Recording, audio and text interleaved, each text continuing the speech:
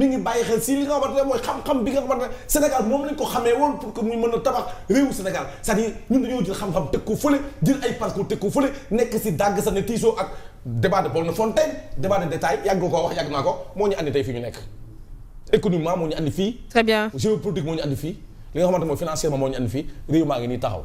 réew maa ngi nii taxaw bon bref mu ngi noonu daal Bamba dañuy def taxaw ci revenir un peu ci rapport ITIE bi nga xamante ne génne woon nañ ko fan yi ñu génn waaye rapport boo xamante ne itam jur na coow jëm ci mbirub page bi lee di page 19 bi jëm ci wàllu commercialisation ci 2024 bi li lee di pétrole bi nga xamante ne Sénégal jaay nañ ko waaye nag amul benn déclaration boo xamante ne nemmeeku nañ ko jëmee ci koppar boobee nga xamante ne jukkee na ci njaay moomu muy part de l'État ngir ñu mën a xam xaalis boobee fan la dugg loolu bokk na ci li tax experts yi itam def ci ab taxaw gis nañ ne tey ji bokk na ci une nga xamante ne tribune bind na ko tey ji jëm def détails yi ànd ceeg ki nga xamante ne peut-être que moom moo di boroom xam-xam bu ci daal di def ab taxaw jëm ci scandale la ko jàppee ndax jàpp na ne koppar googee kenn versé wu ko alors sur ITIE Kandé rapport bi depuis keroog la génn waaye daa mel ni nit ñi dañ cee bàyyiwul woon xel par rapport ak li nga xamante ne moom moo jëm ci njaayum pétrole bi ndax wax nañ ci biir que ne baril bi plus de 15 millions la de baril de pétrole yoo xamante ne def nañ ko voilà produire nañ ko donc jaay bi itam daal di ciy ñëw waaye par Sénégal kenn gisu ko ci.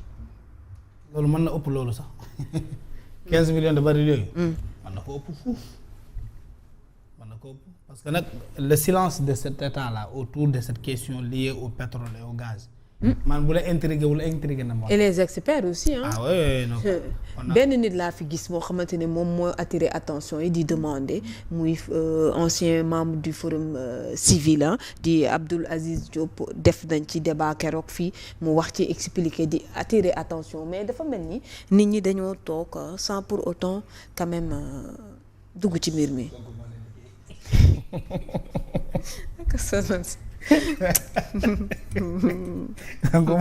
donc kan moo la liggéey moo la liggéey ba kenn ñemewu cee wax te kenn mënu cee wax autant pour moi.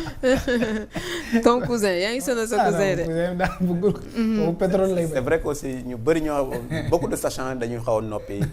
waaw de peur je sais pas pourquoi mais je pense que am na fu réew di toll tout le monde doit. et ce silence est complice. et ce silence est complice. vas-y. nit mënu ko yor ci dëkk nga koy noppee. pétrole moo ànd ak wax il faut parler. wax ko jig. ah non pétrole wax ko jig c'est ça booy noppi musiba di am.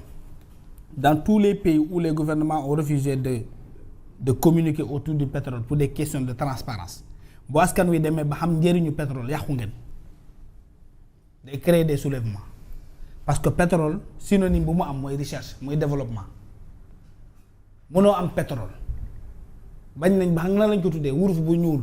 L'or noir, n'est-ce pas? C'est de l'or. C'est un bien précieux. Un bien précieux boo xam ne c'est pour tout le monde, surtout ci Sénégal. Le président Macky Sall, dans sa bonté, modifie le code minier. Mais toutes les ressources naturelles appartiennent désormais au peuple. waaw léegi ñun ñoo moom pétrole bi loolu la ñuy wax di ci pétrole bi ñun ñoo ko moom ñun tous les Sénégalais la ñu wax nag. Le Sénégalais des villes comme le Sénégalais des campagnes. ku dëkk Saare-Bidji comme ku dëkk Koungheul. Tous les Sénégalais ñoom ñoo moom pétrole bi.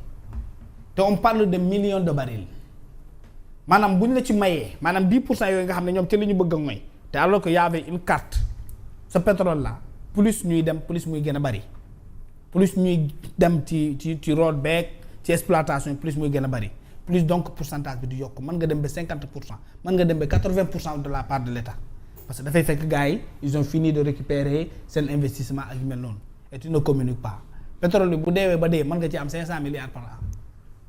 ci part de l'État léegi 500 milliards yow 400 milliards ngay leb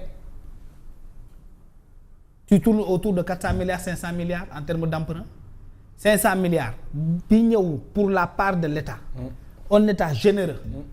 wax na ne am na lu muy génnee pour les prochaines générations n'est-ce pas y a un fonds pour ça pour les prochaines générations maintenant les générations vivantes yi fi nekk ñoom lu ci seen wàll ñoom luñ ci xam ñuy nekk fii nii balaa ngaa lijjanti prochaine génération baax na ñu sóoraale leen. mais génération bi nga xam ne mu ngi fii il a des problèmes de dépenses lu ci pétrole bi wax lu ci pétrole bi man génération bi fi nekk am problème de transport da ngay dugg ci bus maa ngi koy wax léegi téeméer ngay yor billet ngay xuloo ak receveur bi da lay wax ne aw ma monnaie. Baromètre de pauvreté là. Qui doit construire la future génération. Tu as vu? Et voilà, cette génération là qui doit préparer la prochaine génération. Qui a du mal à avoir monnaie dans un bus, dans un BRT. Boo duggee ak 10 000 mu ne la aw ma weccit. La pauvreté est réelle. Tu as du pétrole. Tu fais peur à ta population. Pourquoi on n'en parle pas? Pourquoi l'État a peur d'évoquer le pétrole? Qu'est-ce qui se passe? L'argent du pétrole fu muy dugg kan moo koy njëriñoo? Est-ce que ñun ndax dañ ñoo waxoon ne quand on a un contrat avec des bailleurs yooyu dañuy fayeeku ba mu jeex takk ñu soog cee jot wala ndax am na benn wàll boo xam ne day ñëw ci Sénégalais yi? Pourquoi on ne d'ici que lan moo nekk njëriñam fii en réalité? Pourquoi les gens ont peur d'aborder cette question, ont peur d'exploiter même le document alors qu'ils le faisaient du temps de Macky, alors que le pétrole n'était pas là?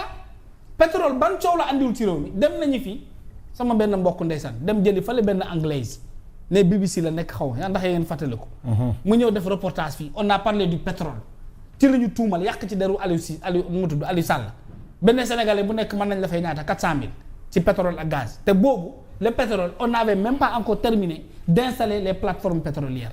Ça a créé du bruit maintenant que Macky Sall moom installé na lépp parce que moom moo ñaaw ba jën moom andi na partenaires yi teg na plateforme yi signé na les conventions. Comment est-ce que nous allons rembourser la dette? Quelle sera la part du Sénégal même si c'est 10%? boobu jamono kenn waxu ci yoon ñoo ñëpp ci doon coow ba réew mi nar cee takk léegi ñi nga xam ne ñoo nekkoon derrière boo yooyu gars yooyu nekkoon ICE parce que la ki may tudd noonu moo doon gérer ICE moo demoon jëli à l'époque héberger même cette dame là xam nañu nu mu tudd mais ces gens là on les entend plus parler alors que période bi ñu toll nii ñoo ngi exploiter le pétrole di ko jaay et en ce même moment les Sénégalais suffoquent, sont fatigués, ils ont du mal à vivre, ils ont du mal à payer li nga xam ne mooy seen jàng doom, ils ont du mal à avoir benn 15 000 francs pour am coof bu baax am sa añ bu baax. Et pendant ce temps on a 700 kilomètres de côte. On nous avait promis quand ils vont arriver au pouvoir il y aura plus de poissons pour le Sénégalais dans nos ménages. C'est ça la vérité qu'il faut dire aux Sénégalais. Ce silence autour du pétrole c'est un silence dangereux qui est préoccupant. Il faut qu'on en parle. Il faut de la transparence. Ana léegi société civile yi fi nekkoon doon dem ay jogo doon dem ci site pétrolier yi di def ay conférence de presse la moo tax duñ ci wax ñun nag ñooy góorgóorlu ci suñu plateau yi ñu ciy wax di ci def lu ñu war maintenant il faut vraiment développer cette question là pour plus de transparence qu'on nous dise xaalis pétrole bi fan lay dugg. xaalisu pétrole bi fan lay dugg dinaa la jox kàddu gi parce que foofee la ñuy def ab taxaw parce que les revenus de 2024 ci boppam moom la ñu gisul moom la ñu xamul fan la dugg parce que amul traçabilité bu leer ci mbir mi parce que gis nañ ne koppar wi nga xamante ne maanaam la part du Sénégal a été jaay nañ ko vendu nañ ko léegi koppar boobu fan la dugg.